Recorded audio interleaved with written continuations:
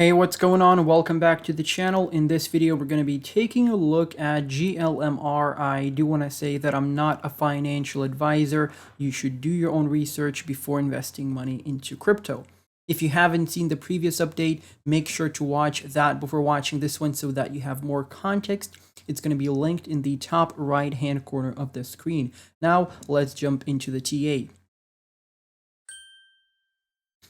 So taking a look at GLMR on the daily chart, as you can see, we are dropping down with the Bitcoin correction that we had here, and we are bouncing off the second fib level from this on the SIP that we have. And I'm just going to remove the larger one from the background just so it's less confusing.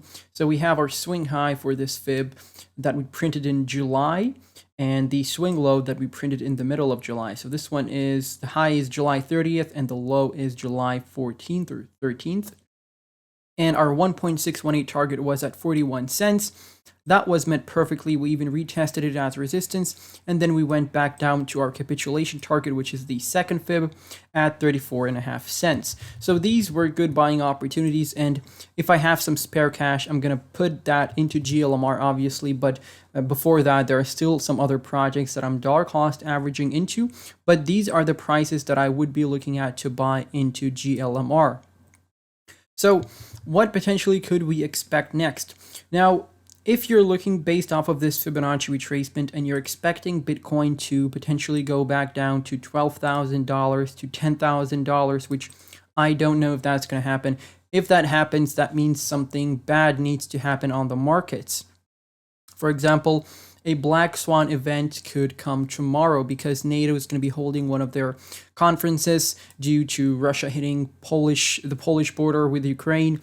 2 people ended up being killed, and terrible situation all around. Russia's getting out of control as always, and this could be another black swan event because if NATO decides to, I doubt that very much, but if NATO decides to move in to Ukraine, that could start a collapse in the financial markets. And we're already seeing that with on the Russian side of things, where the markets are collapsing over there after this event.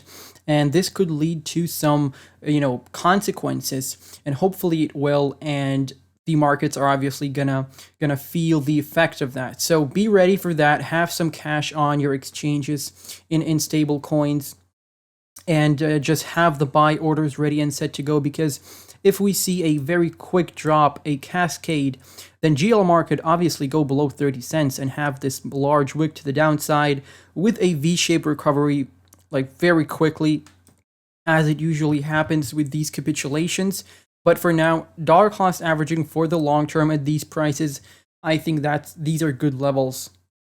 Because back when we were sitting here at 70 to 80 cents, I was telling you that I would probably hold off from buying at these prices, and I would wait until we see more moves to the downside. And that's exactly what happened. We broke out of this rising wedge, went all the way down, and now we met our 1.618 target, the second fib level. So from here, this could be our local bottom for now.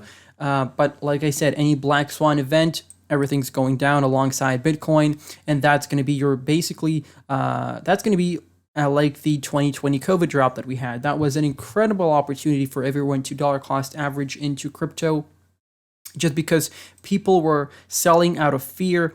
And you're going to sweep in those lows, and you're going to get in and buy all of those dips, and you're going to buy these cheap prices. So just be ready for that. Obviously, I can't tell you where the wick is going to end up being at, right? I don't know if we're going to see a 25% wick to the downside, a 30% wick to the downside. I wouldn't know that because it's just impossible. I can't guess that. But I do have support levels based off of the fib. I can give you that much. So 30 cents and 28.5 cents, those are going to be good entry points for GLMR if we continue dropping. What you could also do is you could set up a Fibonacci retracement to the downside, but I think the targets almost are met there. Yeah, we technically met our target here at the 1.618. If we take the November high and the October low, the 1.618 at 34 cents was met. That perfectly lines up with the second fib level from this Fibonacci that's behind us. So based off of this, we're doing everything we need to be doing. And if I bring back the large Fibonacci retracement and I get rid of the smaller one, you can see that we do have a support zone here at 33 So that's something to keep an eye on. Obviously, we dropped below the second fib level here, retested that as resistance, came all the way down, and potentially this is going to be our next support. And no one knows what's going to happen next.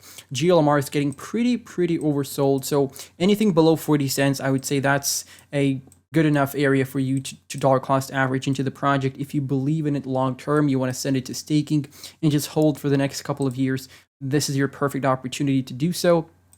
So the large Fibonacci is set up with the swing high that we printed in April this year at $6, and the swing low is going to be all the way down here in February this year that we printed at $1.80. And from there, obviously, we went below the 1.618, and now we're pretty much all the way at the bottom of the fib retracement at the 2.414. So if we continue dropping lower, I'm just going to get rid of the fib for now because it's not going to be valid since we're dropping. And yeah, so that's regarding the daily chart. There's not really much to talk about here. We may see a quick relief rally all the way up to the 20 EMA on the daily chart. That could be something you could expect. And we can come back and retest the 1.618 as resistance as well. But mainly, I don't think there is any upside potential. Maybe we get some more FTX news down the line and the markets drop further down. No one knows. Just be ready for both outcomes at the same time. Like I've been saying, if crypto starts pumping in the next 2 days and we enter the bull market in the next week, I'm ready for that. That's totally fine with me. However, I would like for the bear market to continue at least spring, summer next year. I would like that. I don't know if that's going to happen, but I would like that to happen because that gives me more time to dollar cost average into my favorite altcoins at cheaper prices. It doesn't matter how long the bear market takes to play out, as long as we have a bull market. And I'm pretty certain most of you agree that a bull market will be coming. Most likely it will get in full-on bull market mode after the halving that we're going to have at the beginning of 2024. So we'll see what happens from there, but let's switch over to the Binance website. So taking a look at the Binance website, obviously same structure here. I do have a couple of support levels off of the falling wedge that we were in. And as you can see, we were running into resistance.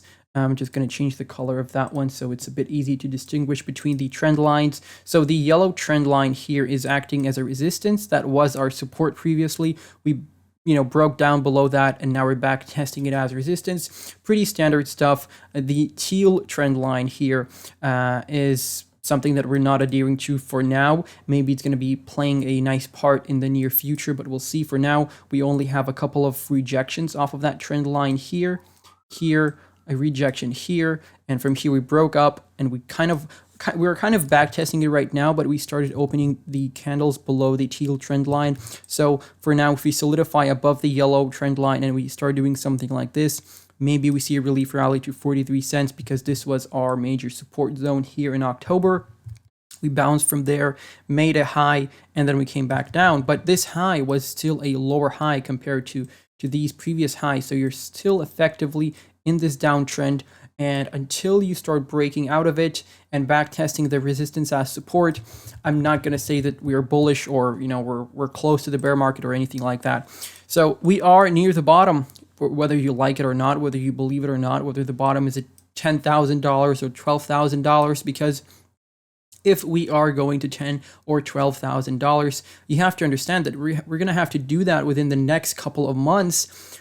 Otherwise, we're just not going to do it at all, because at some point the markets are going to have to recover. The price charts are going to start printing higher highs and higher lows.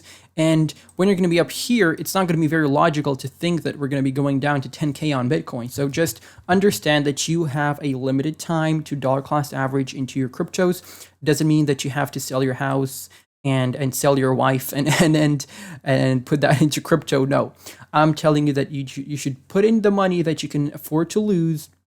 And obviously, if you want to become financially free, you have to be putting money into crypto on a consistent basis. But especially if you're holding for the long term, you shouldn't be worried about the prices anyway. And that's pretty much it. A little tangent there at the end, but I do apologize about that. Now let's actually take a look at some of the oscillators. So the daily RSI, actually something that I wanted to take a look at on the previous chart as well.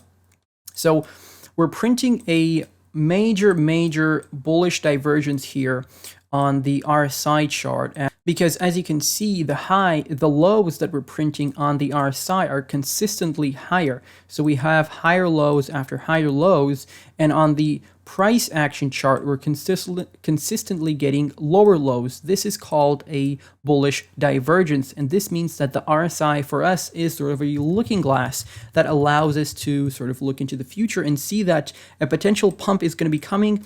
And a lot of cryptos, I think Bitcoin has a bullish divergence on a major time frame as well. So all of this is going to end up in a very strong pump, and we're going to enter the bull market. And if GLMR continues being a great sister project to Moonriver, that is Moonbeam, is the project for GLMR. So if GLMR continues being a successful token for a successful project, then I do think there is no worries at all. Obviously, we got very overextended here, and I think pretty much these previous all-time high prices are going to be met within the next bull market. If I bring out a Fibonacci retracement from the bottom that we printed in November to the high at $6, presumably this is going to be our bottom bear market, or the bottom of the bear market. Then we're going to have a 1.618 target at $35 down the line, and I think that is achievable. That's a 9,000% move to the upside. I think that is going to be achievable. At least $20 here at the 1.414. That's going to be the minimal target. Sort of, well, your minimal target obviously is the 1.272 as always, but I do think $20 is achievable within the next 2-3 years. So yeah, that's pretty much it. Thank you all for watching. If I missed out anything important on the charts, please let me know down below in the comments section. Feel free to follow me on Twitter. Feel free to check out my Patreon. Links are going to be down below in the description. And if you want to support the Ukrainian refugees, you can also do that using the links to the official upsides down below. That's pretty much it. Thank you for watching, and I'm going to catch you in the next one. Goodbye, and